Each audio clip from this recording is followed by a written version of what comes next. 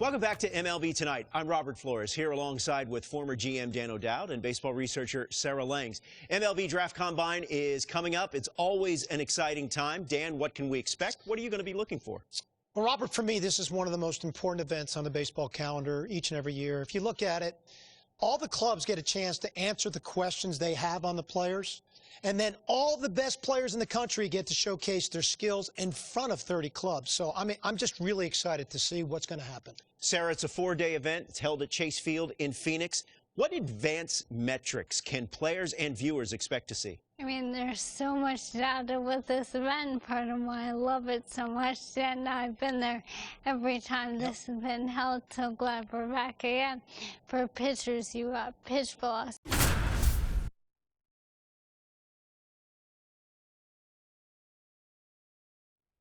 Welcome to day one of the MLB.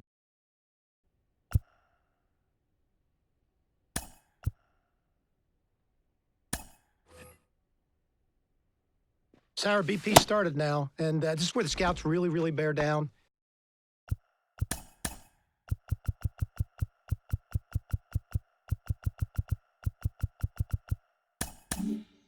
They're looking at presence in the box. They're looking at the balance, rhythm, and timing of the swings. They're looking at how clean a swing path is. They're looking how connected a player can be to a swing. And they're looking at the ability if they can hit the ball the entire field.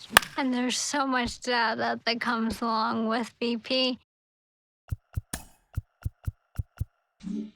We've got exit velocity, which means we can look at how often the player's hitting the ball hard In this day and age, hitting the ball hard has an actual definition. That's 95 plus miles an hour. And why do we care about that? Because in today's game, if you hit the ball hard, you're going to hit about 500 on those batting balls with a 1,000 slugging percentage. Another stat we'll look at is launch angle. And what we define as a sweet spot batted ball is 8 to 32 degrees of launch angle, basically a line drive. So I'll be looking at how often these players will be making that kind of contact as well. You know, I think about big league players like Alvarez, Judge, Ohtani, Trout. Their hard hit ball data is crazy. Their launch angles are very, very, very consistent. And you add all the things that we're evaluating, and think about, Sarah, the pressure these young players are under right now is probably the most pressure-packed BP these players have ever taken in their careers.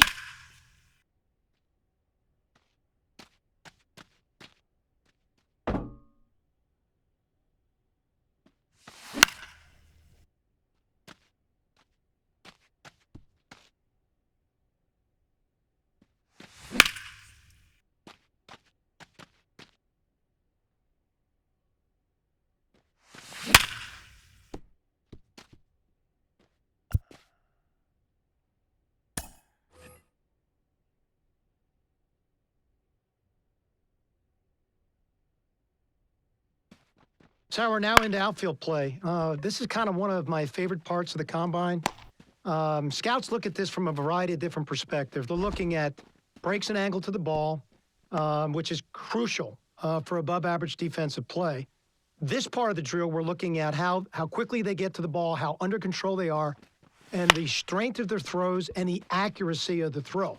Deep down scouting perspective, they're really trying to see the spin on the ball, how clean it is, and so they can get that one-hop throw into third base and home plate. No, I'm with you. I'm loving this. There's so many different ways to evaluate outfield defense in today's game.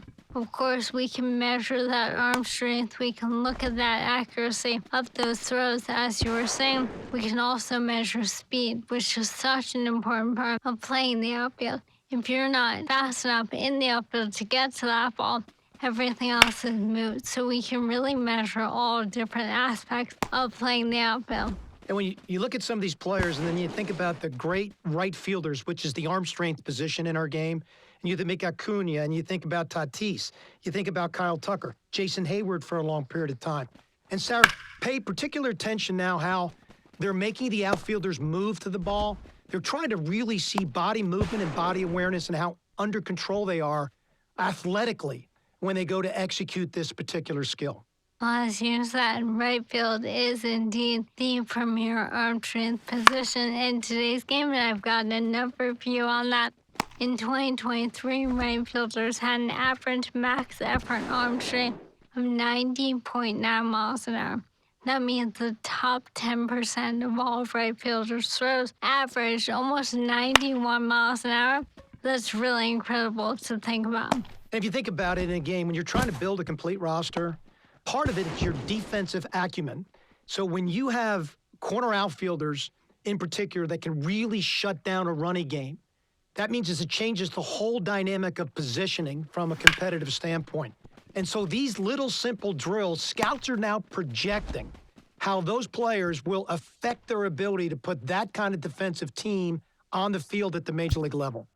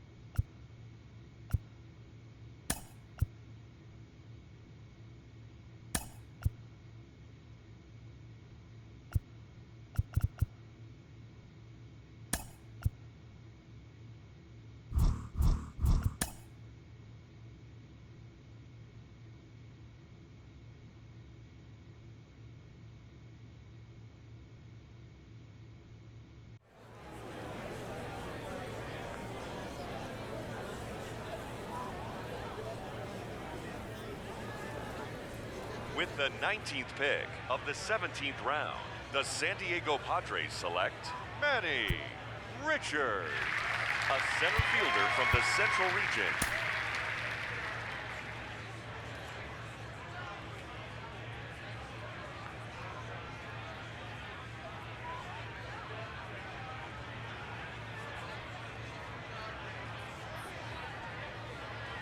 As we continue on through the late rounds of this draft, here we have a player that we did see at the Combine. Your reaction, starting with you, Sarah, to this latest selection? I mean, this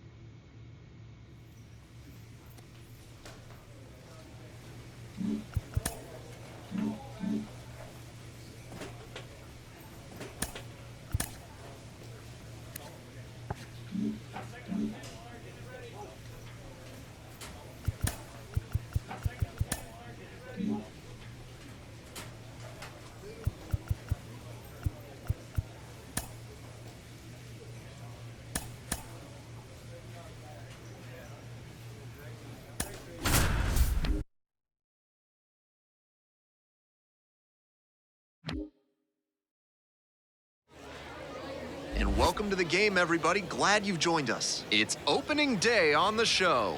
It's the San Antonio Missions and the Amarillo Sod Poodles. Bottom of the first. Now it's the shortstop, Tommy Troy. And the buzz around him is really remarkable. Certainly in high demand for autographs before and after games. A lot of talent and even more upside still there. Puts it away for the out. Batting second. All set for the start of this inning.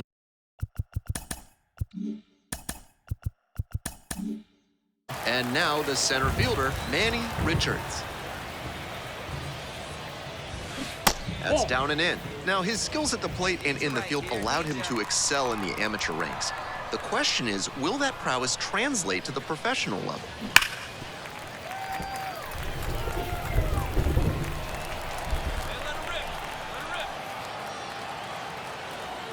Here comes the 1-1 pitch. That one fouled off.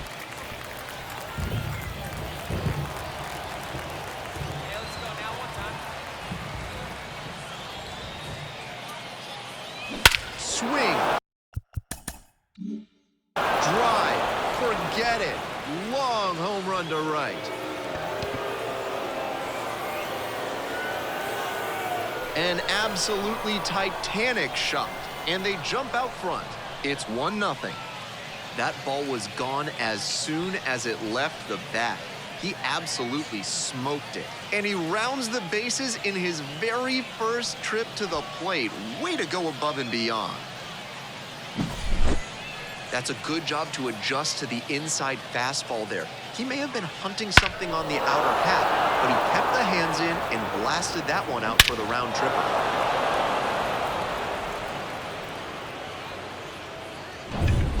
One out and the base is empty.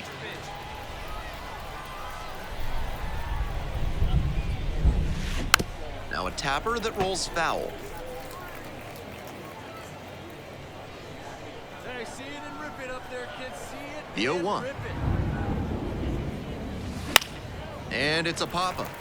Over near the wall. Makes the catch, and there's 2 down. Man on at first, and now the right fielder.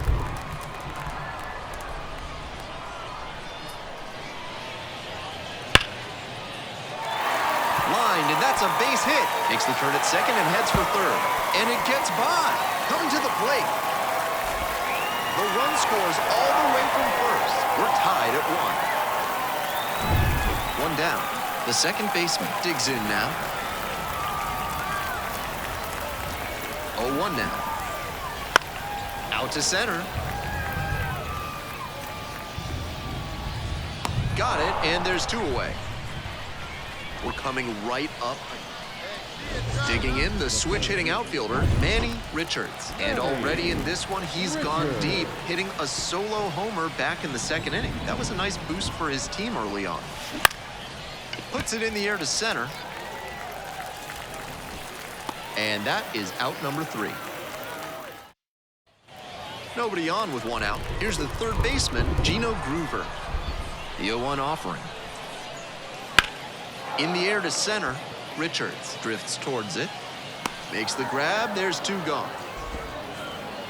Manny Richards will hit next. Already a homer for him in this one. Wallops this one out towards right center. Could be extra bases. And into second with 1 away. That's a double.